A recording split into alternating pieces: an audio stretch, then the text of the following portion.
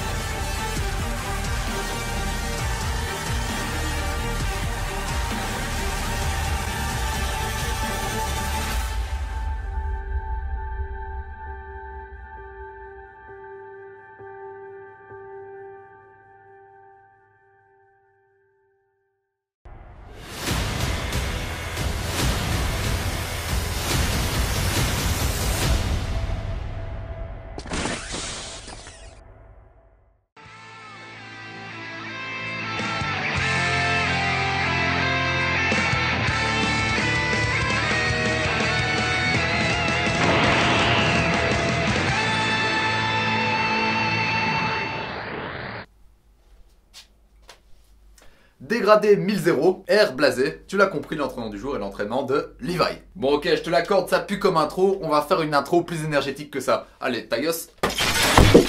Yo, vous allez bien? Moi en tout cas, je déborde d'énergie. Mes pectoraux trop saillants ont explosé le bouton de cette cape. Enfin bref, vas-y, cette cape à la poubelle, de toute façon j'ai déjà tourné la partie entraînement. Tu l'as compris, la vidéo du jour porte sur Shingeki no Kyojin, l'attaque des titans, qui est disponible bien entendu sur Wakanim, tu connais la musique à force. Et comme la saison 3 va bientôt sortir, c'est l'occasion de faire pour la première fois une vidéo sur ce manga, sur cet animé. Donc c'est avec plaisir que j'attaque l'entraînement de Levi. Donc commençons par la mise en contexte, qu'est-ce que c'est Shingeki no Kyojin? Shingeki no Kyojin, l'attaque des titans, ça raconte l'histoire d'une ville, ou plutôt d'un pays, enfermé entre des murs. À l'extérieur des murs, le monde est rempli de ce qu'on peut appeler des titans. Des gros titans dégueulasses. Et si tu manges mal, tu finiras comme eux. Nope. Ces titans ne se nourrissent pas de chips ni de gâteaux, ces titans se nourrissent bien d'humains. Mais par chance, tous ces titans sont beaucoup plus petits que le mur qui a été érigé autour du pays, et donc bah voilà, ils n'arrivent pas à rentrer. Donc logiquement, le pays est censé être en sécurité. L'humanité, ou plutôt ce qui en reste, était à l'abri. Mais ce n'est qu'un jour qu'un titan géant, un titan colossal, fit son apparition et détruit le mur. Détruit le mur à coups de pied. D'ailleurs, la scène est juste épique.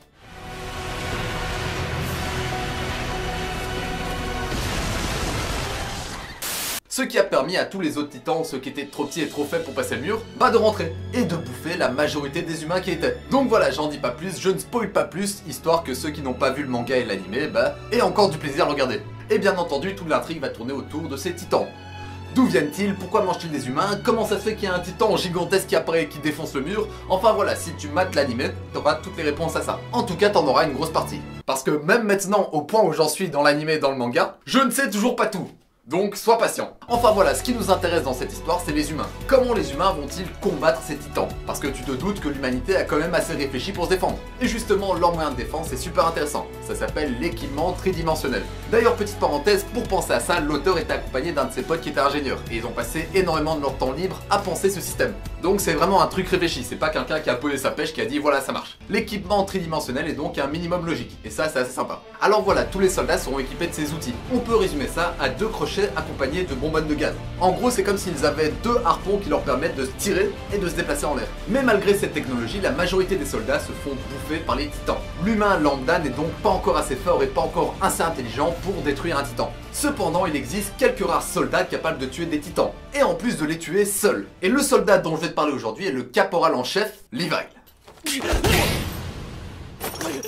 Pour te résumer son histoire, à la base Levi était un simple voyou du monde souterrain. Et comme il était déjà très fort, il arrivait très bien à survivre. Mais comme le dit le proverbe, il y a toujours plus fort que toi. Et c'est comme ça que Levi et sa bande se sont fait soumettre par le bataillon d'exploration. Le bataillon d'exploration, c'est une armée de soldats qui a pour but de reconquérir ce qui se passe en dehors des murs. C'est donc Erwin en personne qui a soumis Levi, et qui a finalement réussi à le convaincre de rejoindre son bataillon, le bataillon d'exploration. Encore une fois, je m'arrête, sinon je vais encore partir trop loin dans les spoils. Mais cette histoire, faut savoir qu'elle est pas dans l'animé, elle est plutôt dans les OAV, donc si tu veux l'histoire de Levi, il me semble que ça se passe dans les OAV 4. Voilà, OAV 4, le passé de Levi. Fais-toi plaisir. Bref, la mise en contexte est enfin finie. On peut passer à quelque chose de plus sérieux. L'entraînement et surtout la technique et le talent de Levi. C'est parti. La question qu'on se pose tous, c'est pourquoi Levi est-il si fort? D'où lui vient ce titre de l'humain le plus fort? Eh ben, je vais te répondre, j'ai trouvé la réponse. Tout simplement parce que son style de combat et sa maîtrise de l'équipement est totalement différente des autres. Prenons l'exemple d'un soldat lambda. Pour utiliser son équipement tridimensionnel, il se contente juste de se déplacer d'un point A à un point B. Donc en gros, il pose son grimpin, il pose sa direction et il se laisse tirer, en espérant avoir la nuque d'un titan à portée. Et bien entendu, la faiblesse de ce système, de cette façon de faire, c'est que la trajectoire est super linéaire. Et donc le premier titan, aussi bête qu'il puisse être, il a juste à tirer le fil et à bouffer son porteur. Et pour Levi, c'est totalement différent. Dis-toi qu'il est capable de changer de direction en l'air, mais surtout, il tourne sur lui-même. Et ça, que ça soit horizontalement ou verticalement. Et d'ailleurs, c'est pour ça qu'il tient ses lames de façon différente, de sorte à pouvoir trancher avec son corps, avec le mouvement de la rotation, et non avec ses bras. Ce qui fait clairement la différence entre lui et les autres soldats. T'as plus de force en donnant un coup avec ton corps qu'avec tes bras. Mais comme t'es en l'air, t'as pas l'appui du sol pour te permettre de tourner.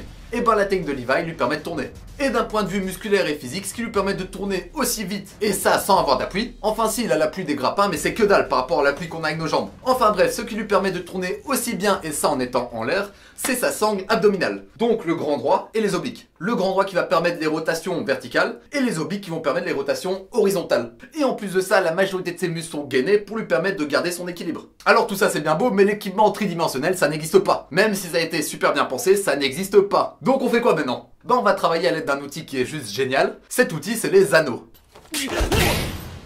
Les anneaux, c'est un agrès en gymnastique qui demande énormément de maîtrise et qui forge ton buste de façon super complète. Le travail aux anneaux va te faire travailler ton équilibre, ta proprioception, c'est-à-dire le fait de ressentir les différentes positions de ton corps et plus précisément les différentes positions des parties de ton corps. Et bien entendu, il travaille comme pour Levi, la sangle abdominale. Donc tu l'as compris, les anneaux c'est ce qui rapproche le plus de l'équipement tridimensionnel. Ça te demande de gérer ton équilibre, ça te demande d'avoir un bon gainage et ça te demande de savoir te situer dans l'espace. Tête à l'envers, tête en avant, buste en avant et etc. Bon là je te montre un anneau sans rien mais normalement tu sais t'as des sangles. Donc t'es pendu à 2 anneaux et là tu fais tes exos. Alors je te préviens clairement, si la majorité de mes entraînements sont accessibles pour n'importe qui, cette fois-ci pour les anneaux tu risques d'avoir du mal à suivre. Parce que voilà, tout d'abord tu vas devoir t'habituer, tu vas devoir gérer tes poignets, tu vas devoir gérer ton poids, enfin voilà. Peut-être que cet entraînement sera trop dur pour toi. Je te préviens déjà. Et si t'as pas d'anneau et que t'as pas envie d'en acheter, tu peux faire la majorité des exercices sur barre de traction. Il y en a juste 1 ou 2 qui demandent vraiment des anneaux. Enfin, tu verras par toi-même. Donc, l'entraînement de Levi, le s'entraîner comme Levi, ça commence maintenant! Avant de commencer, super important, échauffe-toi globalement, donc épaules, biceps, etc. Enfin, échauffe la majorité de tes muscles, mais surtout échauffe les poignets. Car voilà, en travaillant les anneaux, t'as énormément de tension sur les poignets. Avant chaque entraînement, je te conseille de faire en bonus le mouvement qui te donne le plus de mal. Ou plutôt la figure que tu as envie d'apprendre. Moi par exemple, avant de démarrer, j'entraîne mon max de muscle up. Donc on part sur du half body, c'est-à-dire qu'on travaille la moitié de notre corps. Logique. Premier exercice ou plutôt premier superset qui consiste à se tenir gainé, droit sur les anneaux. Tu tiens cette position 15 à 30 secondes. Et ensuite t'enchaînes avec cette position mais cette fois à l'envers. Encore une fois, 15 à 30 secondes. Tu fais ce cycle 3 fois. Alors à première vue ça a l'air assez simple, on dirait même tu sais les exercices qu'on faisait en primaire, en maternelle. Mais c'est pas si facile que ça. C'est à ce moment que tu vas te rendre compte que t'as pas autant de maîtrise sur ton corps que tu le crois. Bref, par la suite on attaque les pectoraux. Donc tu descends un peu tes anneaux et tu me tapes 6 à 15 pompes. Pompes enchaînées de 6 à 15 écartées aux anneaux. Encore une fois 3 séries et 1 minute de repos entre les séries. On passe au dos, triceps, biceps avec le combo traction dips. 5 à 10 reps chacun. Et si t'as du mal pour les tractions, voici la variante la plus facile. Cette fois l'exercice est un peu plus dur, tu verras par toi-même. Dans sa finalité, ce qu'on n'arrivera pas à faire, même moi j'arrive pas à le faire, on n'a pas encore le niveau, cet exercice est nommé la croix de fer. Alors même s'il n'est pas encore accessible, on peut faire des demi-croix de fer, ou plutôt des remontées en croix de fer. Tout ce que tu as à faire, c'est progressivement éloigner les bras de ton corps et remonter. Et au fur et à mesure que tu fais des répétitions, tu essayes de descendre un peu plus. Et si tu veux que l'exercice soit un peu plus dur, tu gagnes à la fin du mouvement. Et pour finir, ce qui nous intéresse le plus, ce qui correspond le plus à Levi, le cycle abdos, le cycle sangle abdominale. Donc pour cette partie abdos, tu vas devoir t'investir à fond. Et si t'as du mal, je te conseille de la placer en début de séance. Commence avec 10 relevés de jambes. Et si c'est trop dur, fais-le avec les genoux. T'enchaînes ensuite avec 10 essuie-glaces. Même chose, plus tu tends les jambes, plus c'est dur. Et tu finis par 10 skin de cat. Tu sais, c'est un truc qu'on faisait tous quand on était gosse, mais maintenant qu'on est un peu plus grand et un peu plus lourd, ben c'est plus si facile. Tu verras par toi-même. Et surtout à la fin de ce superset. Bref, j'ai fait le tour, donc j'ai qu'une chose à dire. Courage à toi. Si t'en as jamais fait au début, ça va être assez dur. Moi, la première fois que j'en ai fait, tu sais, mes bras tremblaient, je tombais directement. Mais tu vas vite progresser. Et à ce moment-là, tu me remercieras. Donc pour conclure cette série de 3 vidéos de 3 s'entraîner comme, j'ai qu'une chose à dire. Un grand merci à Wakanim. Franchement, ces 3 épisodes que j'ai dû faire, et même si c'est pas les personnages les plus attendus, m'ont permis de gagner un max d'expérience et ça sera utile pour les autres personnages, les autres s'entraîner comme. Donc c'est tout bénef. Bref, en attendant la prochaine vidéo, mange bien, dors bien et entraîne-toi bien. Sur ce, Jana!